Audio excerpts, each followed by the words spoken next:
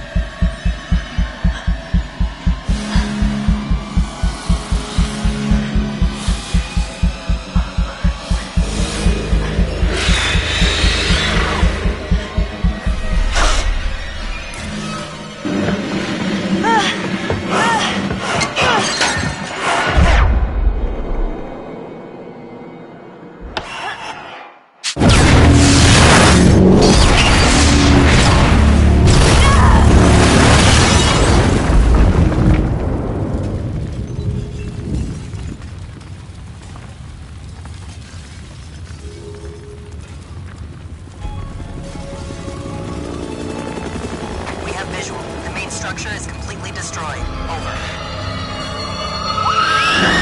Hold on. I'm seeing something. It looks Looks like there are survivors. Let's pick them up.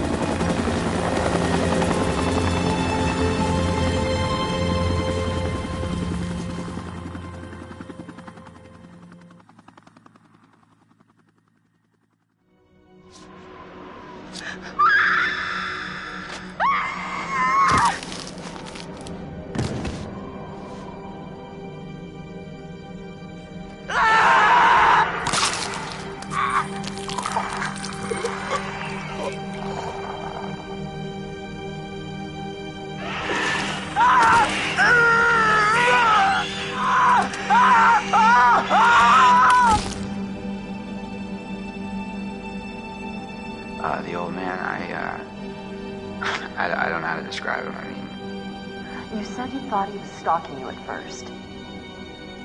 Did anyone else in your group think that? well, yeah.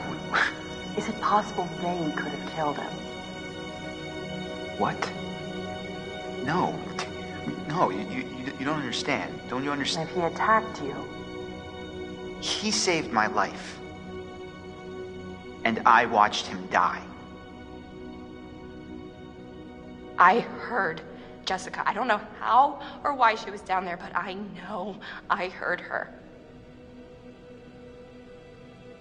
He held it right up to my face. Right here, right in front of my nose, and he could have shot me. He almost shot me, the prick. I mean, you go out with a guy for however long and you think you know him, but man, this one really takes the cake. How did you end up in the mines?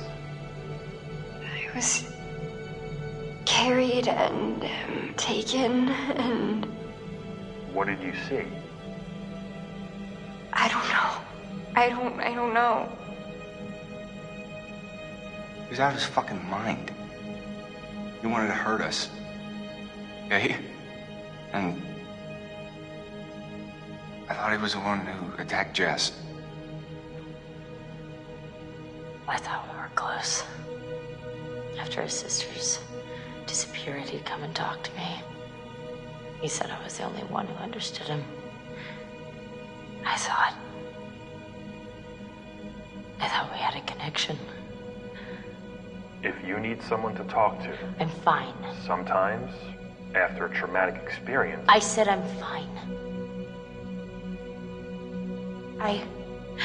I stabbed him and I tried to get away, but I didn't know. I swear I didn't know.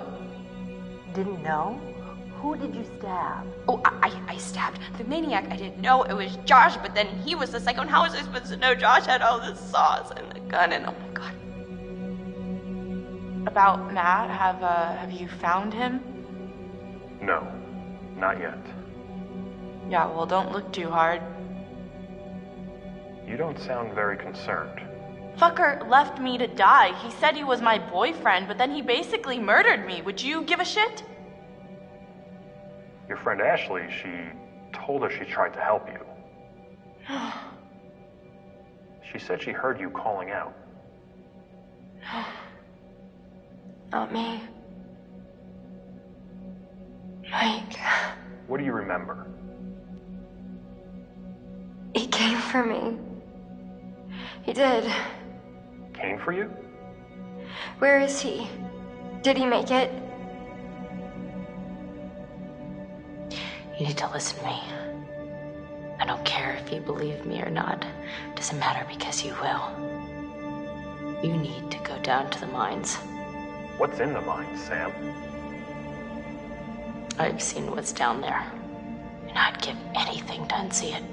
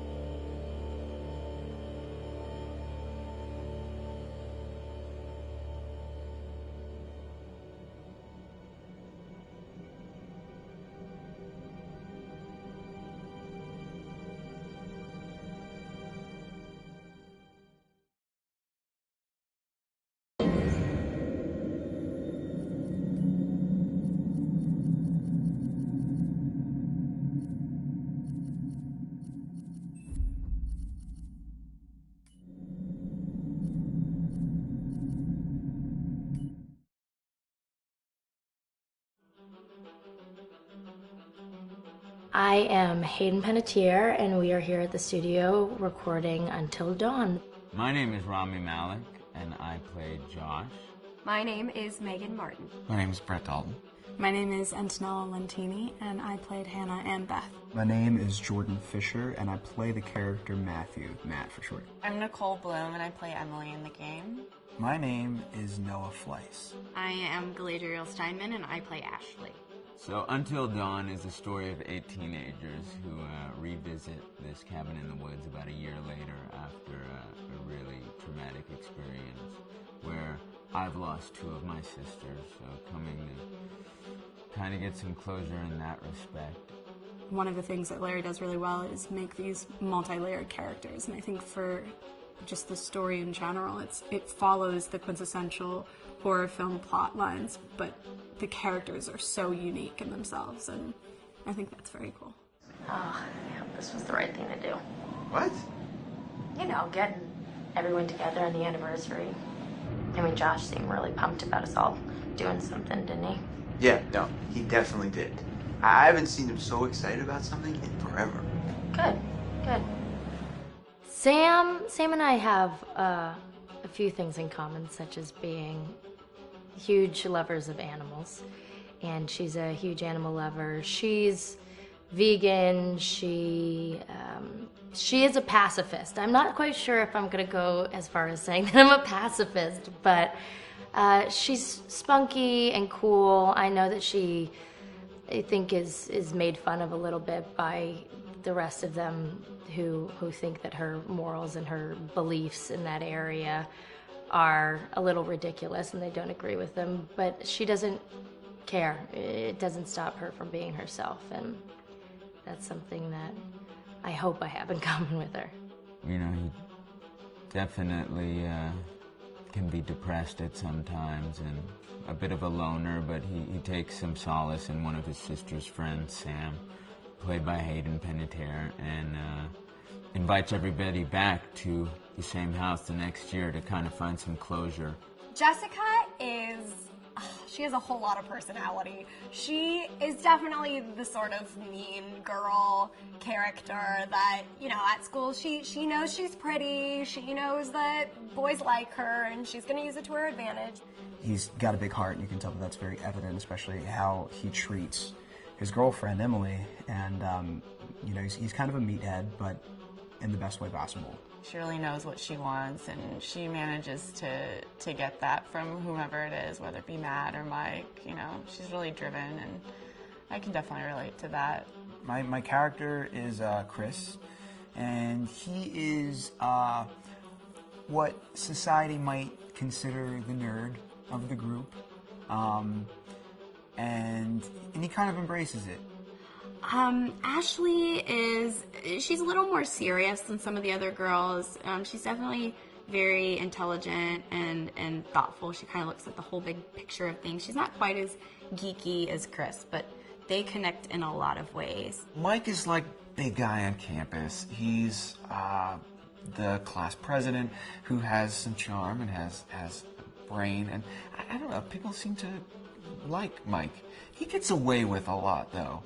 He can be kind of jerky. The fact that he really just kind of wants everyone to be happy. I mean, he's a people pleaser, and I can definitely attest to being, you know, that guy. I'm always the friend that wants everybody to be happy and wants everybody to be taken care of, and that's definitely Matt. But also, like, this character is just so fun. I rarely get to play the bitch, and so it was really fun to do that. The spirit of things, seriously, what's wrong with you? I'm just trying to lighten the mood, Em. Don't be like that. Like what?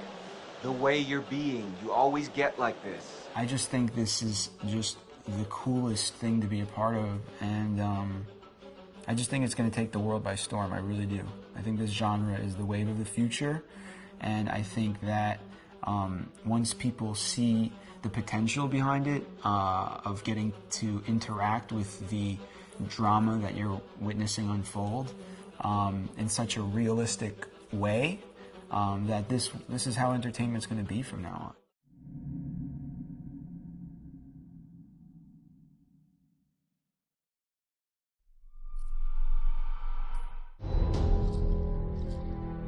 Hi, this is Lee Robinson, production designer on Until Dawn. The production design for Until Dawn started with the great teen horror script that sets the characters in a Canadian winter mountain lodge, being a contemporary setting with visual clues derived from classic genre such as Hitchcock's Psycho and Stanley Kubrick's Shining. The storyboards are vital to the production design as it allows the designer to understand the scale of the environments to be made and the detail that would be seen to create the atmosphere of a horror.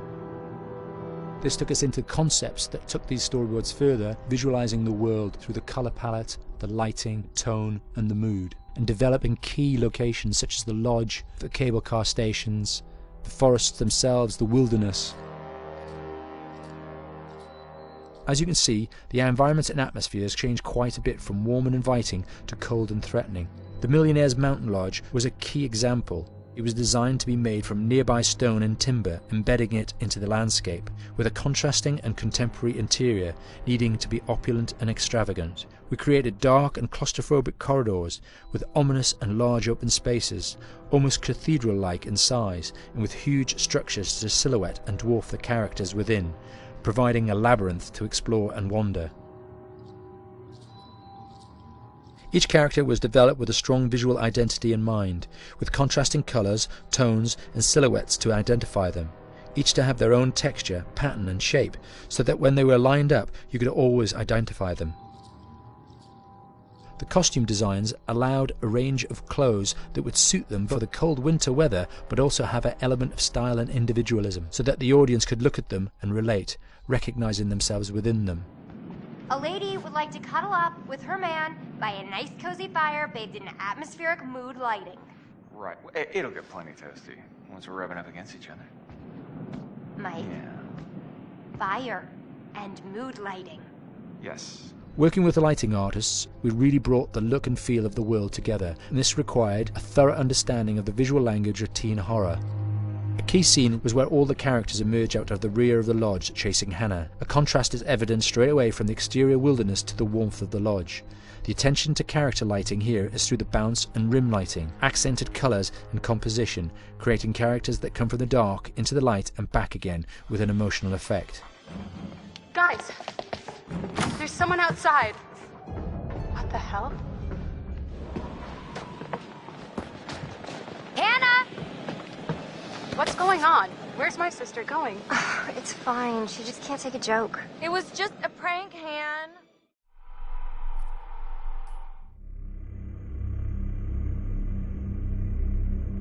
Until Dawn is a game that's full of horror, and one of the things we decided to do early on was to take a scientific approach to how scary it was.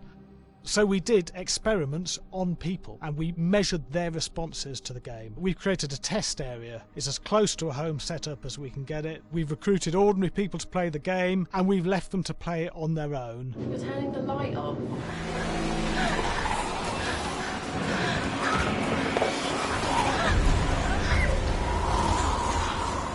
The only difference is it's rigged with cameras and microphones that relay the data through to the next room where people are watching them play.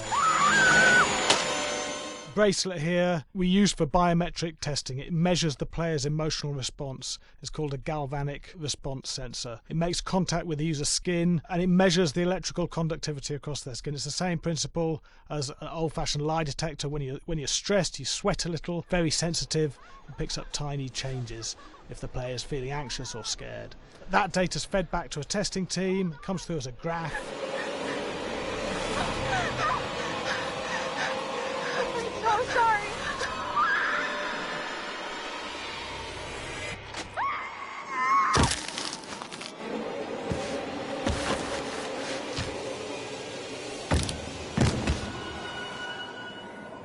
There's no point testing one or two people, you have to test a lot of people. And watch your step.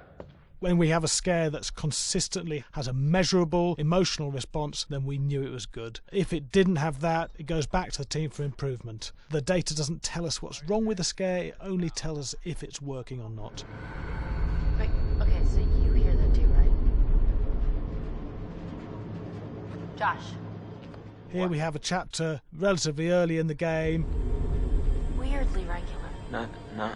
nothing regular about it. We have to create tension and anxiety in the player so they are ready to receive the scare.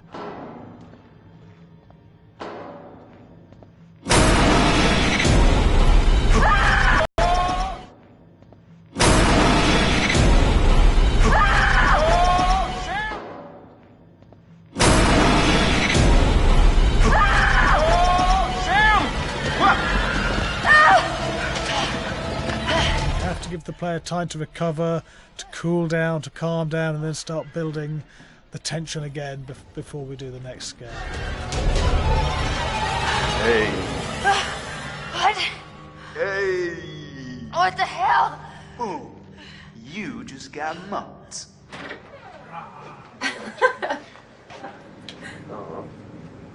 Yeah, I have such an adrenaline high from that game. There's two things we found. One is we could look at the scares, analyse if our expected scares were working effectively. Were people shrieking and covering their hands, or were they getting an emotional response from it? And being scientific about it means that we strip out people's opinions about whether things are working or not. We've got data, and we look at the data. If it's working, we're happy with it. Really scary.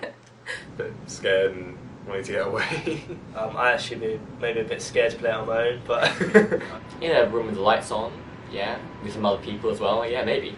But because I'm a scaredy cat, I would play with someone in the room. And the lights on. It was one of the scariest games I've played in a long while.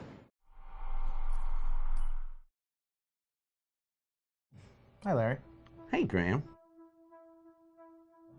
Hi, my name is Graham Resnick. I'm a filmmaker, writer, director, sound designer, and I started working with Larry Fessenden about 10, 15 years ago through my friend Ty West, who I grew up with, and have done a lot of sound design with on his films. And he was producing Ty's films at the time, and Ty introduced me to Larry. Larry produced my first feature, and we've written together on several projects. My name is Larry Fessenden. I'm a filmmaker. I run Glass Eye Pix, which is an independent production company out of New York. We make indie movies, a lot of scary movies as well. And I got a call to audition to write this video game.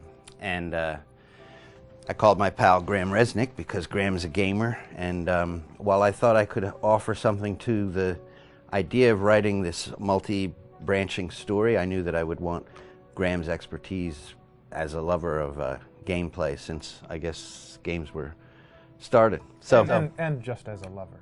And as a lover, yes. Which is why there's so many sex jokes in the game. There was one Italian website that did say the Larry that's Fessenden right. and Graham Resnick, the two lovers behind Until Dawn. Come here. Maybe I know how to handle you too. I am definitely ready to be handled. So I wanted Graham by my side. Yeah, and we got the gig, and it's been an amazing ride. Oh, hell yeah. Oh my god.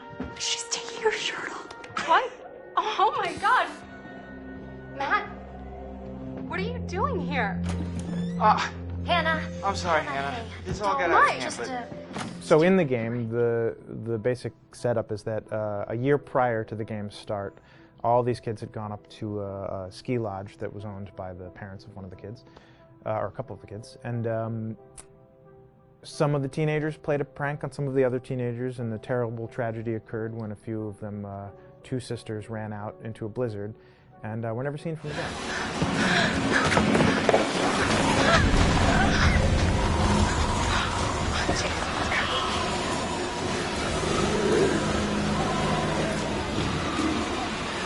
So now, a year later, this is kind of torn apart, this group of friends. They've gone through some trials and tribulations in the past year. The brother of the two girls has had a lot of psychological issues, and to kind of help him cope and help them all get over it, they all returned to the lodge a year later, back up on the mountain. And the idea is to get over it, but... the healing does not begin. Yeah, and these kids are all trying to find themselves. They've been through a trauma, but in general, they're just teenagers trying to figure out who they are. So they're all kind of falling into the patterns, the stereotypes, the characters they see on TV and in the movies. I think we were very interested in taking genre tropes and kind of making them sort of refresh them.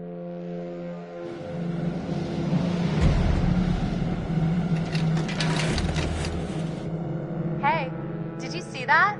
Dad said it'd just be us this weekend. We're familiar with how slasher movies work. Most people have seen some horror movies, and we have established notions and preconceptions about the roles of the players in horror movies and how they talk and how they get killed and how they have sex. And to bring you into the game that way and then subvert a lot of those expectations was kind of our goal. They're haunted by some incident that happened in their past, which I think you pretty much figure out that that's going to have a role in their interaction. Yeah, so I think what was fun was we take some sort of stock characters and we try to give them some shape, but at least at the beginning they're recognizable in the way of groups of friends. There's, the jock and the bitchy girl and the rivalries between everyone. And oh my gosh, and really fun characters too. Like we just had so much fun living in the minds of these characters through writing the script. What do you think? Jesus! It was fun. I think we were looking to get that kind of banter that you see both in movies, but also that you absolutely have with friends, and sort of those inside jokes. And of course, as writers and as friends ourselves, we sort of developed little tracks, and we try to give the characters that kind of vibe.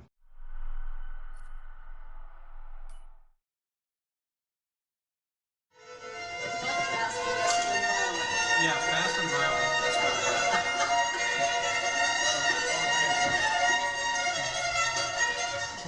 All right, from the top.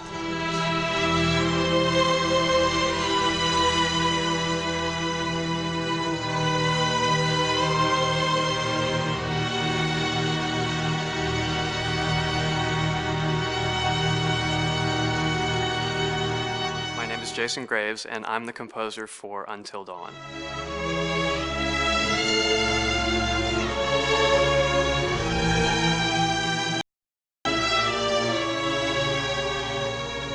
I've been involved with Until Dawn for about a year now. Originally, I was contacted by Barney Pratt, the audio director. I think that had something to do with my lineage of horror games, and hopefully not the fact that my last name is Graves, although a lot of people seem to associate my name with scary music.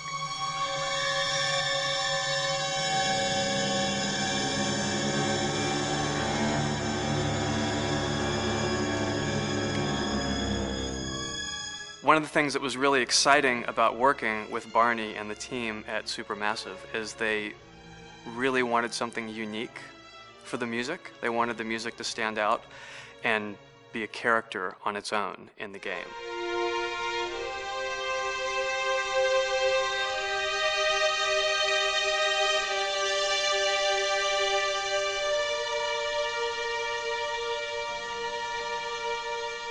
When I'm first starting on a new score, and it doesn't matter if it's film, television, or games, I always end up going to the main theme.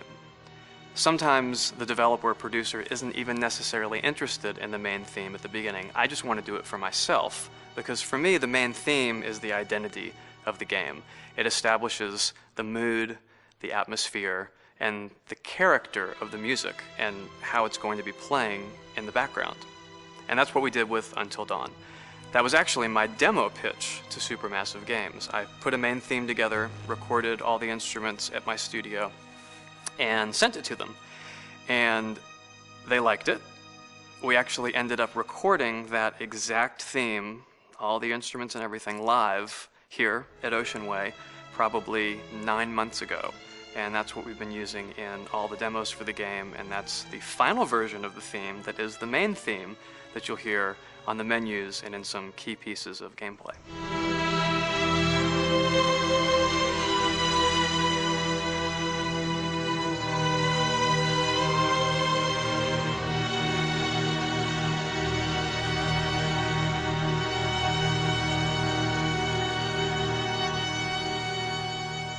I seem to have made a name for myself in horror.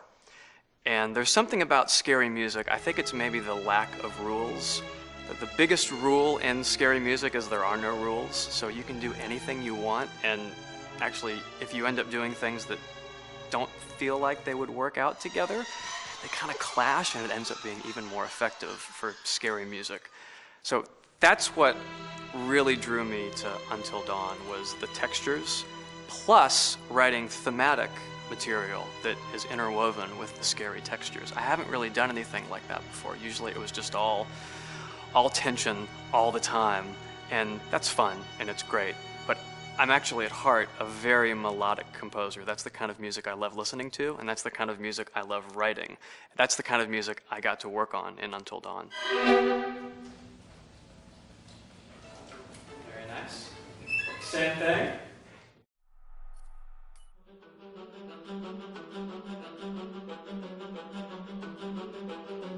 My name is Will Biles, Executive Creative Director of Until Dawn.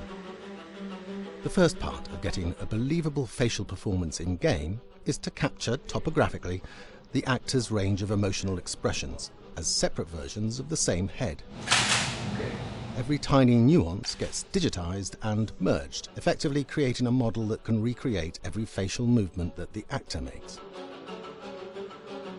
Once the topography has been recorded, the actor's performance itself can be captured by using a predetermined set of marker points, drawn precisely on the face, and a high-def helmet cam, wirelessly linked to capture devices. The camera is the small box where it looks like the microphone should be. Outro Sam. Mark. It records in high def the movement of the dots throughout the performance that will drive the expressions captured earlier. Unlike other systems, this form of capture is far less lossy because there are fewer interpretations between performance captured and performance rendered finally in-game. The audio is also recorded via two separate lavalier mics attached to the helmet. It takes a while for the actors to acclimatise to carrying around the recording devices and the helmet cams, but very soon the shoot becomes similar to any other effects shoot or a green screen shoot. The actors in these scenes are only recording facial animation, but use cursory body movements for pacing. Wait, and maybe we should all stick together and find everybody and make sure that we're all okay, so... 1-1, the year before the prank. Take 2, Mark. Other than the other actors, they have to use their imagination for everything and everywhere that they are supposed to be seeing and feeling. Idiot. So dumb. From a hot midday studio in Los Angeles to a freezing midnight mountain in British Columbia.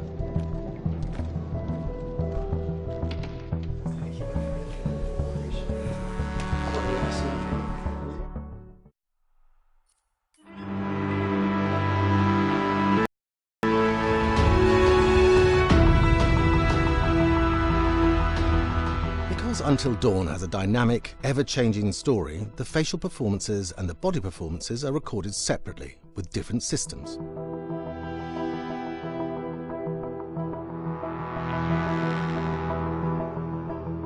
With the body capture, we use reflective bead suits and an infrared camera matrix system that drives the CG bone hierarchies in our character models. These performances cover everything from character locomotion, scene-specific performances and stunt work, most of which was recorded at studios in Pinewood and Shepperton, near London. Hannah! Hello? Combining all the elements seamlessly in the final game becomes a formidable editing and logistical task. Every variation, both physical and emotional, must be combined in these multi-edits. Scaffolding props have to stand in for the sets, because the hundreds of infrared cameras have to be able to see all of the reflective beads on the actor.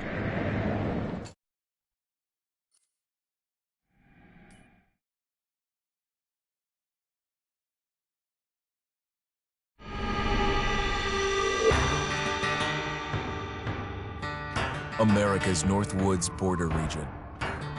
Within this land of 10,000 lakes and miles of dense timber, a hideous creature is believed to lurk.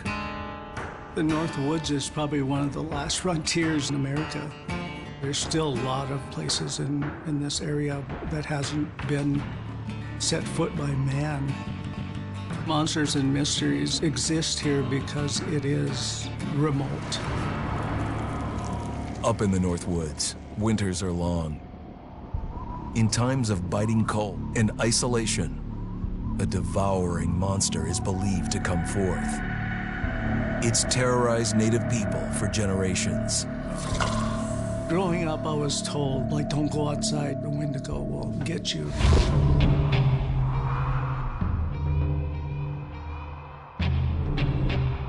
Among the traditions of the northern Algonquin tribes is the Wendigo, a monster that can seize hold of a person to carry out its hunger for human flesh. Many Native Americans fear even talking about this Wendigo, and even the mention of the name will let the Wendigo find out where you are, and it will open you up to be possessed by this Wendigo. The most famous case of a Wendigo possession took place in 1879 in the deep woods outside of Edmonton, Alberta.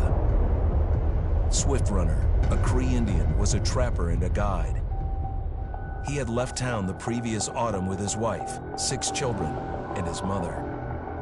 But when Swift Runner returned in spring, he was alone.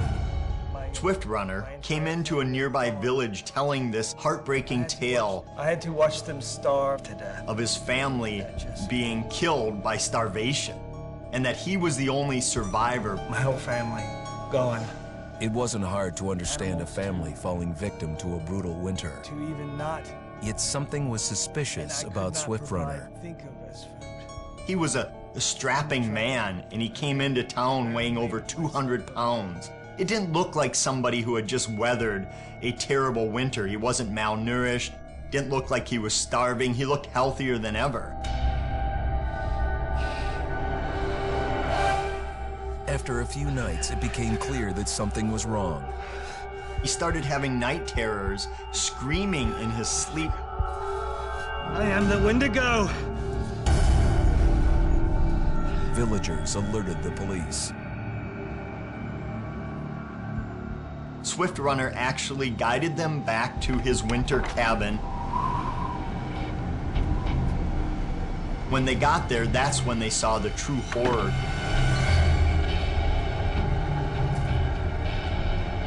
Human skulls were scattered around, many bones, some of which had been snapped in half, and the marrow inside had been drained. They had never seen anything like it. Swift Runner had killed his entire family, shooting them, hitting them with an axe, strangling, and then eating most of their bodies.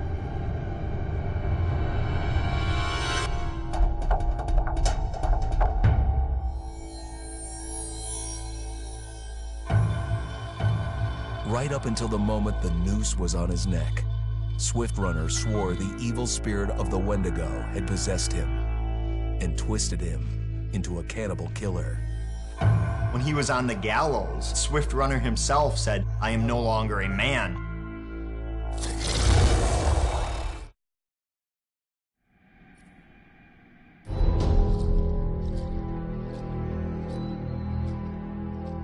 Just move over there. Go on, move. Let me say what I came to say. I'm here to tell you what you're up against being back on this mountain. You should never have returned. I don't know why you did after what happened last year. You mean with Hannah and Beth? Yeah, how could you know without being involved? I don't take kindly to you kids coming up here to my mountain. Your mountain. The mountain don't belong to me, it's true. But it don't belong to the Washingtons.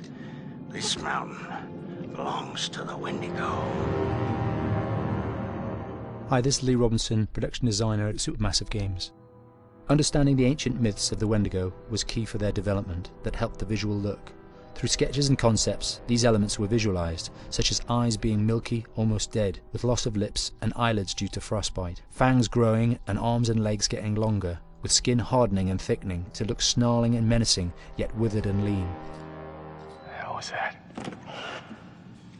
Another fucking piece of... Fingers and toenails extending like claws, allowing them to climb effortlessly. We made them look gaunt and weathered, and having ragged remains of clothes they wore. Blood-stained and rotten, with patches of hair still remaining, they retained strong skeletal limbs, which enable them to be agile and quick through the environment. Where are you? My name is Jamie Gallipo, Animation Director at Supermassive.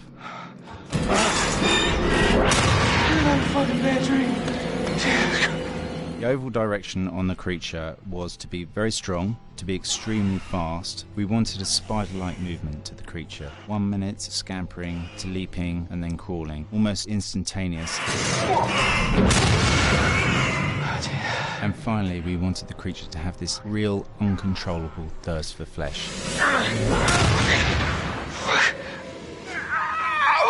From a sound design perspective, the Wendigo is a real challenge. For the main vocalisations of the Wendigo, we used our own vocalisations, various different animals from the exotic to the farmyard, various plot